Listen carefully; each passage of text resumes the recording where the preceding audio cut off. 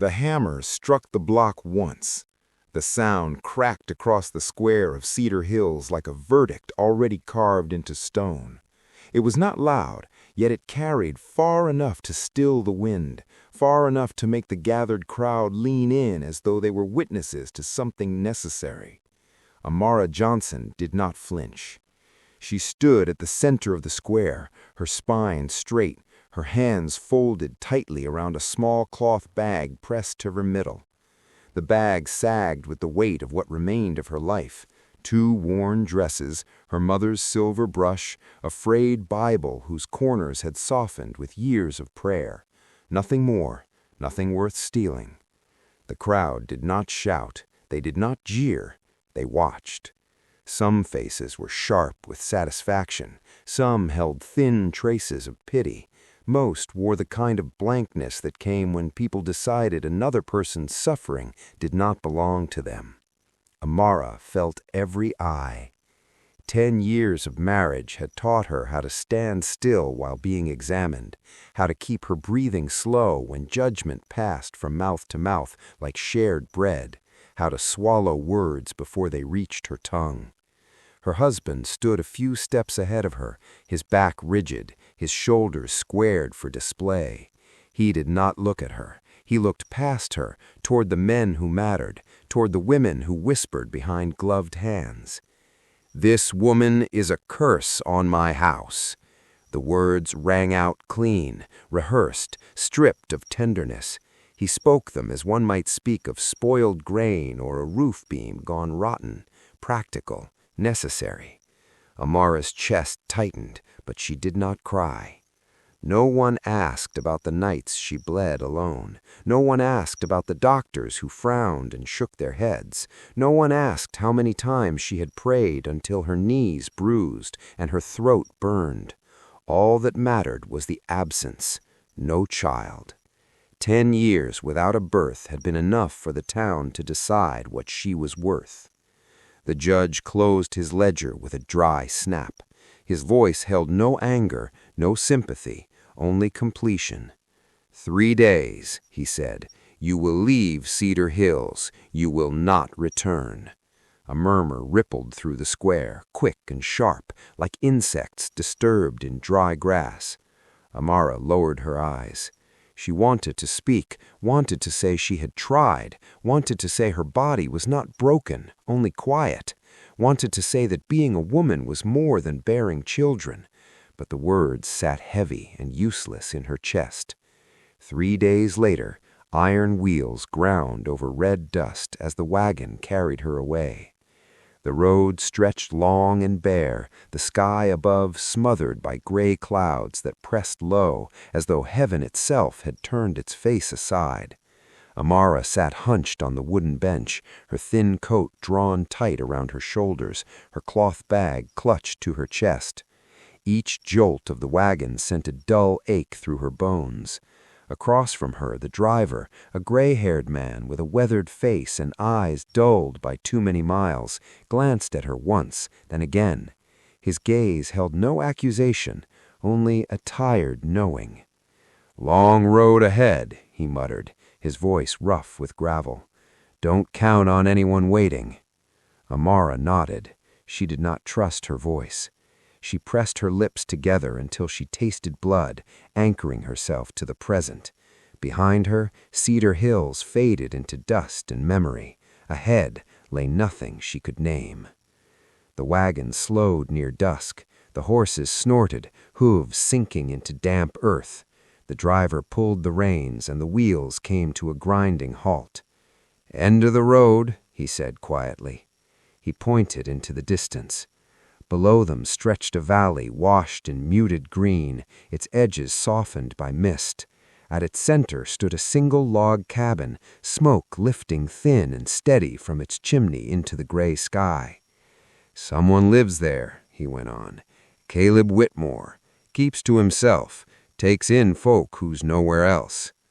Amara followed his finger with her eyes. The cabin looked small against the vastness of land and sky, lonely, solid, as though it had learned how to endure without witnesses.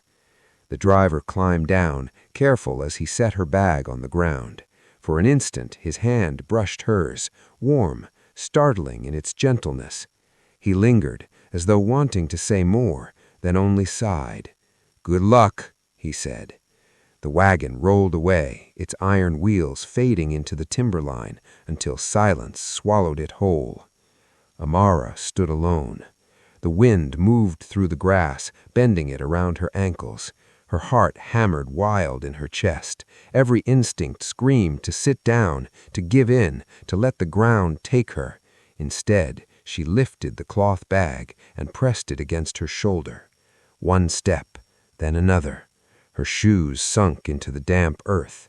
Each movement felt heavy, as though she were walking against a current pulling her back toward the life that had already rejected her. Ahead, the cabin waited. Behind her, there was nothing left. Amara did not know it yet, but with each step toward that small structure at the edge of the world, something long buried inside her, something called hope, was stirring, slow and uncertain, but alive. The path narrowed as Amara followed it down into the valley, grass brushing damp against her calves, the evening air cool enough to raise goose flesh along her arms. Each step carried the weight of decision. Not courage, she did not yet own that, but necessity. Stopping would mean turning back, and there was nothing left behind her that would take her in. Somewhere ahead, water whispered. The sound drew her like a thread. She followed it through a stand of young pines until the land opened to a narrow stream, clear and restless, flashing with the last light of day. Amara knelt at the bank, set her cloth bag beside her, and cupped her hands into the cold. The water bit sharp against her palms. She lifted it to her lips and drank. The cold slid down her throat, shocking, grounding. She drank again, slower this time, breathing through the ache. For the first time since the wagon had left her, her chest loosened enough to take a full breath. Then she saw the reflection. Another shadow moved beside her own, tall and unfamiliar. Amara froze. Across the stream stood a man, broad-shouldered, his frame outlined against the dimming sky.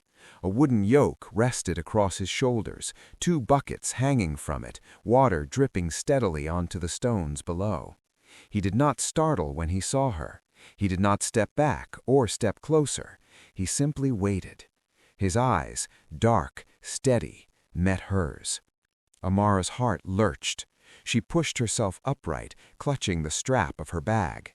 You live here?" she asked. The words came out thin, nearly lost to the wind. "Yes." His voice was low, worn smooth, as though shaped by long conversations with silence.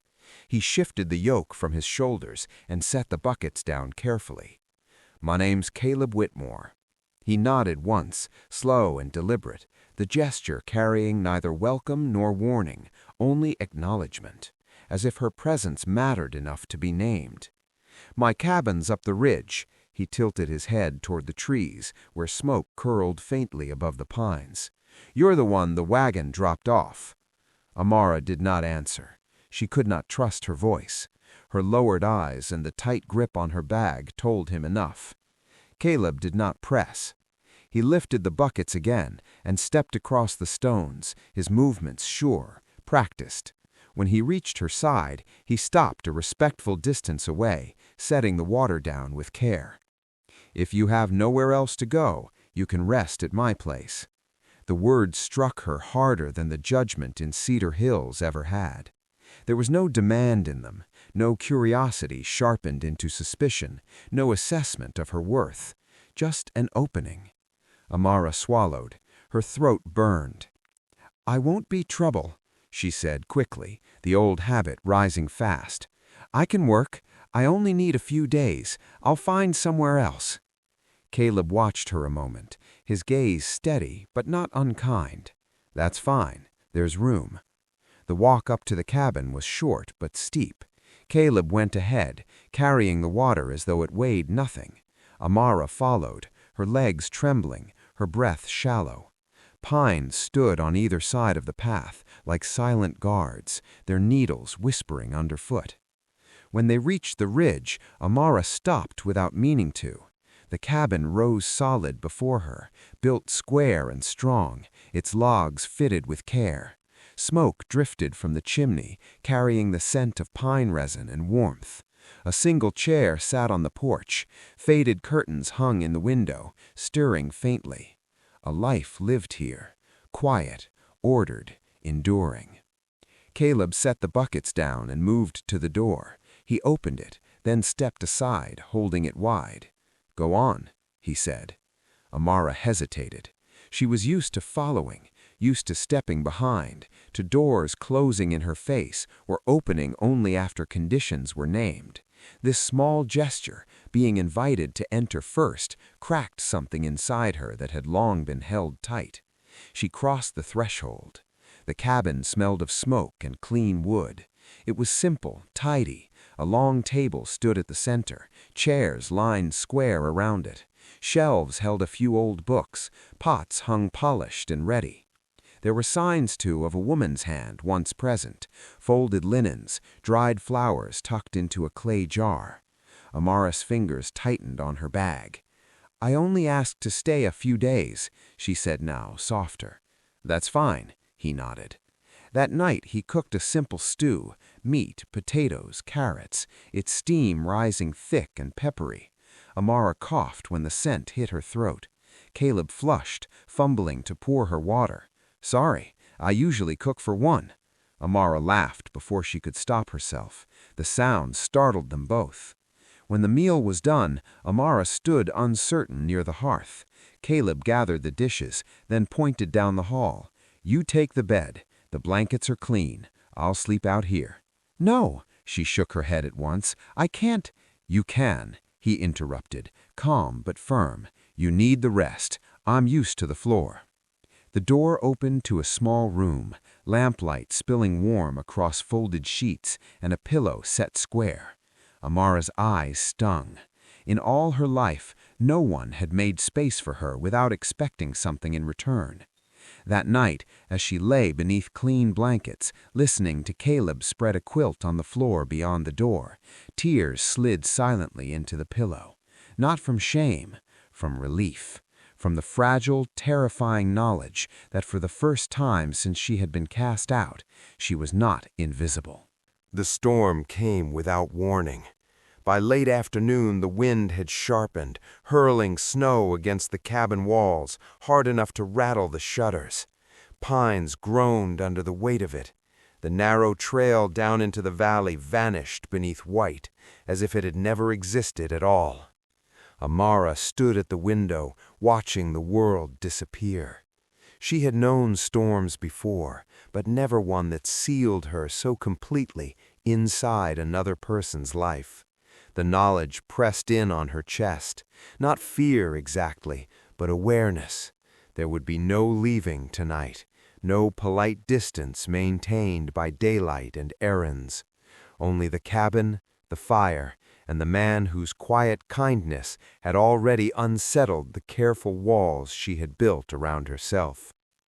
By evening, the bucket by the door froze solid. Caleb tested it once, frowned, then set it aside. "Stream's unreachable," he said. "Snow's too thick." Amara hesitated, fingers twisting the hem of her sleeve. "Is there a place I might wash?" The question cost her more courage than she wanted to admit. Cleanliness had once been demanded of her as proof of worth. She had learned to ask for nothing. Caleb glanced up from the fire, surprise flickering briefly across his face. Then he nodded.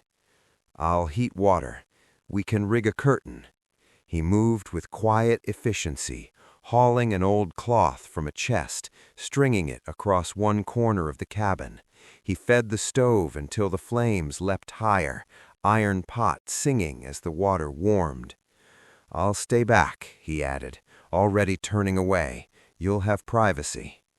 Amara stepped behind the curtain, her heart thudding loud enough she feared he might hear it. Steam rose as she poured water into a basin. Her hands shook as she unfastened her dress, the fabric whispering as it slid from her shoulders. For a moment, she stood still, bare, vulnerable in a way she had not allowed herself to be in years. The steam softened the air. She dipped her hands into the water and lifted it, letting it spill slowly over her shoulders. The heat coaxed a quiet ache from her muscles, drawing out the cold, the road, the days of holding herself rigid against the world. Behind the curtain, Caleb sat with his back turned, or so he told himself. Firelight flickered, shadows shifted. Against his will, his eyes strayed. Her silhouette moved on the cloth, soft, full, undeniably woman.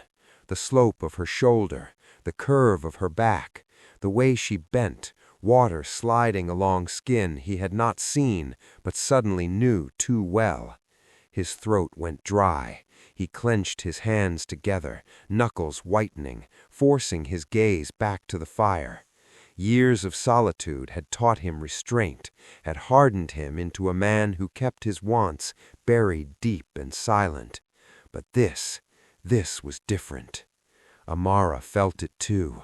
She could not see him, but she knew the weight of his attention pressed through the thin fabric like warmth. Her breath caught, her body trembled, not for fear, but for a sensation so unfamiliar it startled her. Being seen, not inspected, not judged, seen. Her hands moved more slowly now, tracing familiar paths along her arms, her waist. For the first time in a long while, her body did not feel like evidence of failure. It felt alive, capable, hers. Outside, the wind wailed, throwing snow against the cabin in wild gusts. Inside, the air thickened, charged with something neither of them named. Caleb's heart hammered against his ribs. He swallowed hard, every instinct urging him to flee the room, to step outside into the storm, where cold would clear his head. Instead, he stayed. "Amara?" he said, at last, his voice rough, barely steady. She froze, water dripping from her fingers. "Yes?" "If I said—" He paused, drew a breath deep enough to hurt. "If I said I wanted to be closer, would you allow it?" Silence stretched between them, taut like wire. On the other side of the curtain, Amara pressed her palm to her chest. 10 years of being called useless, unworthy, had trained her to expect demands disguised as kindness.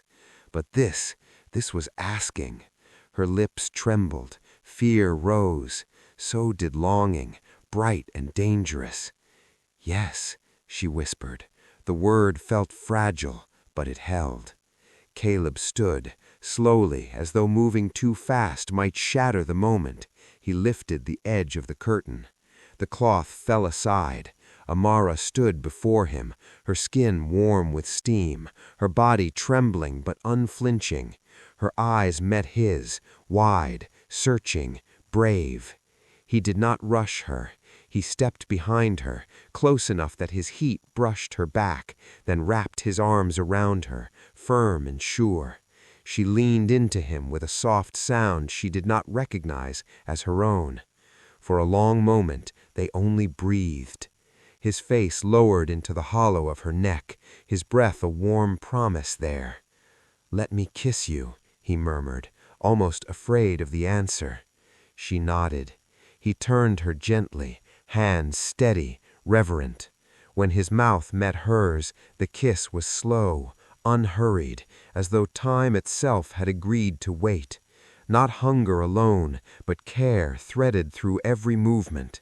Amara's fingers curled into his shirt.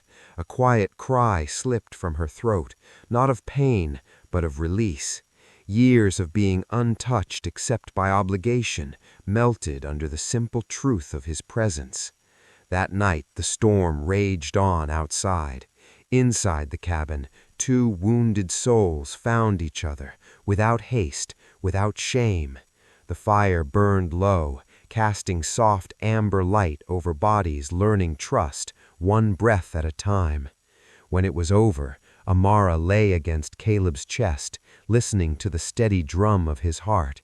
His arm held her as though it had always known the shape of her. "I've never been held like this," she whispered. Caleb tightened his embrace, pressing his lips into her hair. "You are safe here." And for the first time in longer than she could remember, Amara believed it. Spring did not arrive all at once. It came in quiet signs, the thinning of snow along the cabin's edge, the stream's murmur growing louder beneath melting ice, the first stubborn green pushing through earth that had known only cold. Amara noticed these things as though learning a new language, one spoken softly but meant only for those who stayed long enough to listen. Life inside the cabin settled into a rhythm neither of them named. Mornings began with the smell of coffee and wood smoke. Caleb rose early, as he always had, but now he paused before stepping outside, glancing toward the small room where Amara slept. He never lingered, never intruded, yet the knowledge of her presence followed him like warmth carried in the chest. Amara filled the hours with work she chose rather than endured. She scattered grain for the hens, laughing when they jostled and squabbled at her feet. She kneaded bread at the table, flour dusting her hands and apron, her shoulders relaxing as dough yielded beneath her palms. The cabin responded to her care. Curtains were washed and rehung. Dried flowers replaced those long faded. The air itself seemed to breathe easier. Caleb noticed everything. He said little, but sometimes he paused in the doorway, watching her move about the space as though the walls had shifted to make room for her. He had lived with silence for years, had grown used to it as one grows used to old scars. Now the silence felt different, not empty, but full. Fear still visited Amara in unguarded moments. Some afternoons, as she carried water or folded linens, a familiar tightening gripped her chest. The memory of Cedar Hills rose unbidden, the square, the whispers, the certainty with which she had been cast aside. If one day he decides I am useless, she thought, will he send me away too? She never spoke the fear aloud, but it lived in the way her hands sometimes clenched at her skirt, in the way she startled when footsteps sounded too close behind her. Caleb, without knowing its name, learned how to answer it. One morning she stepped onto the porch to find his heavy coat hanging on the peg beside the door, placed there deliberately. The air was sharp, the wind cutting. She stood still, fingers brushing the coarse fabric, and felt something ease inside her chest. Another day she brought him water while he split wood. Sweat traced down his temple as he paused, took the tin cup from her hands, and drank. Their eyes met briefly, just long enough for heat to flicker, then vanish. She turned away quickly, cheeks warming, heart racing. The moment that changed everything came without ceremony. Amara carried fresh bread to the porch, steam curling from the crust. Caleb sat on the step, axe set aside, wiping his hands on his trousers. He took a bite, chewed slowly, then nodded. "Good," he said. She sat beside him, unfolding a cloth. On impulse, she reached out, lifting the fabric to wipe sweat from his neck. The instant her hand touched his skin, Caleb froze. The contact was small, ordinary. It unraveled him.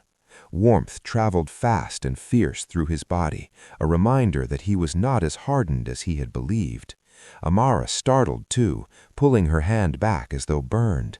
I'm sorry," she began. Caleb caught her wrist gently, stopping her retreat. His palm was broad, warm, enclosing her slender fingers without trapping them. He leaned closer, his voice rough but low. "The bread's good," he said again, but this time the words carried weight far beyond taste. Their faces were close enough that Amara felt his breath against her cheek. Her heart pounded, each beat loud and unsteady. For a moment neither moved. Then Caleb released her hand, slow and careful, as though acknowledging a boundary neither wished to break carelessly. The space between them had shifted. Winter returned briefly, sharp and unforgiving, sealing them inside once more. Snow piled high. The world beyond the cabin fell silent. Even the hens huddled close, feathers puffed against the cold. Those nights they sat by the fire. Amara mended his shirts, needle flashing in the firelight. Caleb spoke of his years alone, of riding the plains when he was younger, of winters when only the wind answered him. His voice was steady, unadorned. The loneliness beneath it was not.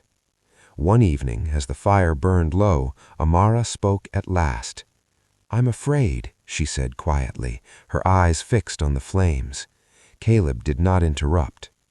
"I'm afraid one day you'll look at me the way they did and see only what I lack." Caleb turned toward her fully then. He laid his hand over hers, firm and sure. "They see absence. I see you." Her breath caught. "They're blind," he went on, "but I am not." Tears slipped free, unhidden. For the first time, her shame was not something to be endured alone. It was named, acknowledged, and dismissed as unworthy of her. They sat long in silence after that, shoulders nearly touching.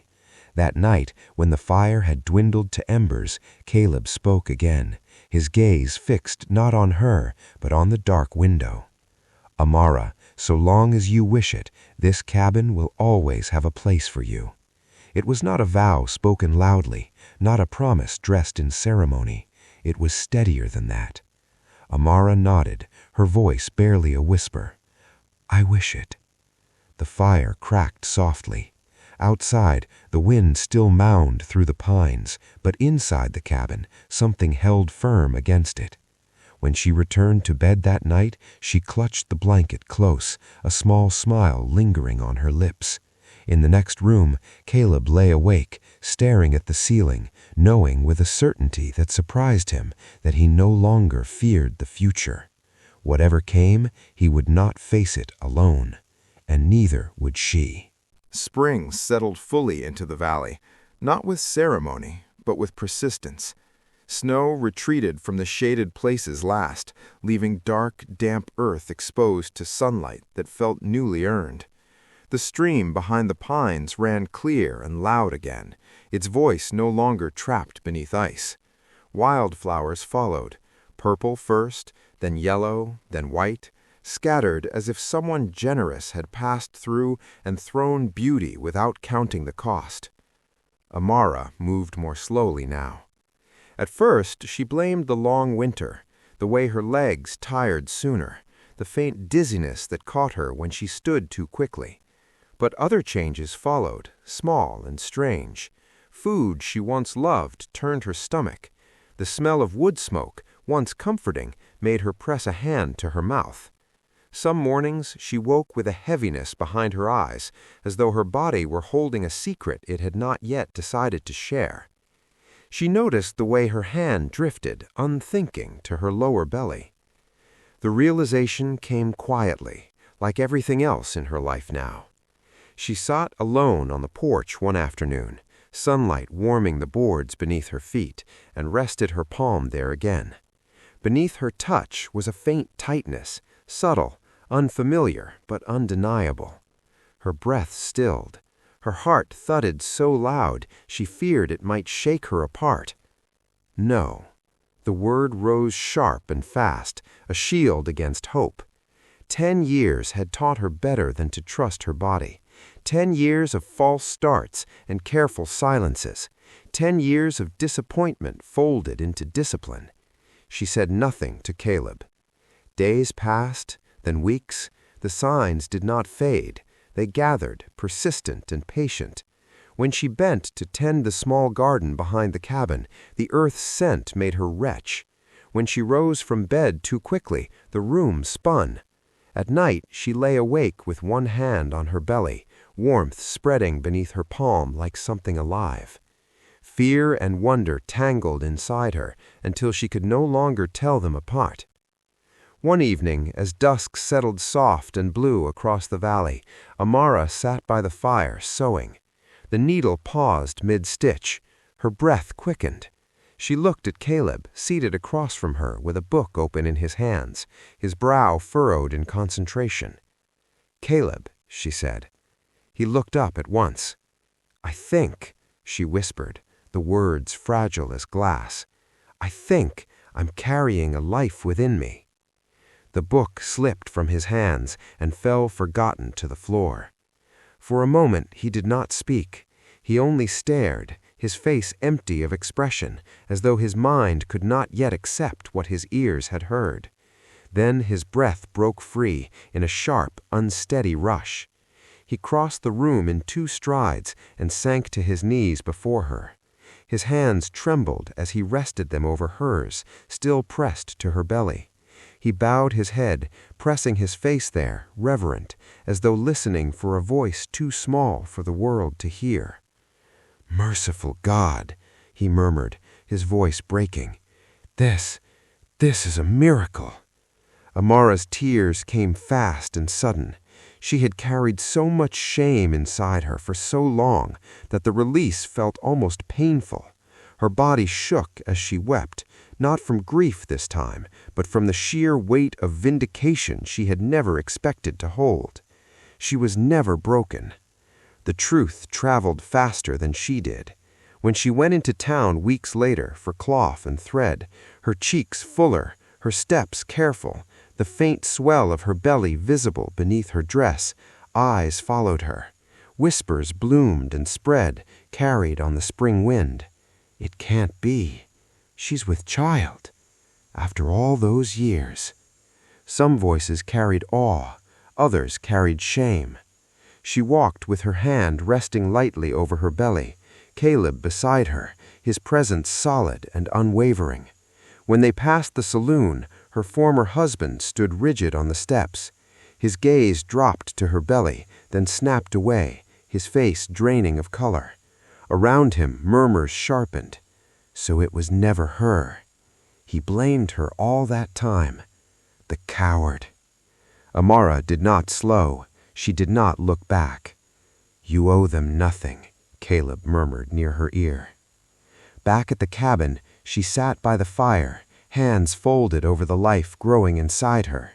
Caleb stood behind her, his arms encircling her gently, his warmth a shelter.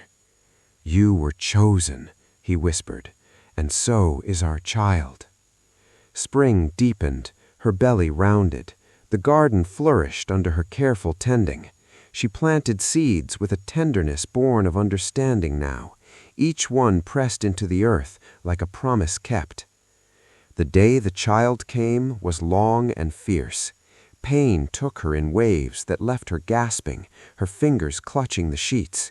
Caleb stayed close, his voice low and steady, anchoring her through each storm of breath. When the final cry split the air, small, shark, alive, both of them broke at once. The baby was placed against her chest, warm and wrinkled, its tiny hands curling instinctively.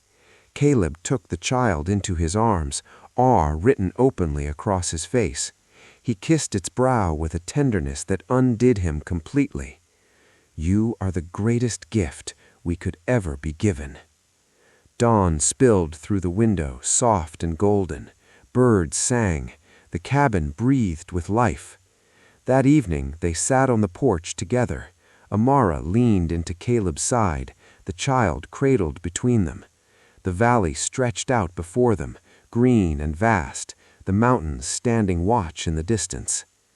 "I never thought I could be this happy," Amara said softly.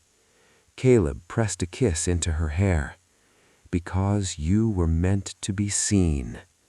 And there, in a quiet cabin among the pines, a woman once cast aside, a man once alone, and the child who bound them together, sat wrapped in a peace no town could ever take from them.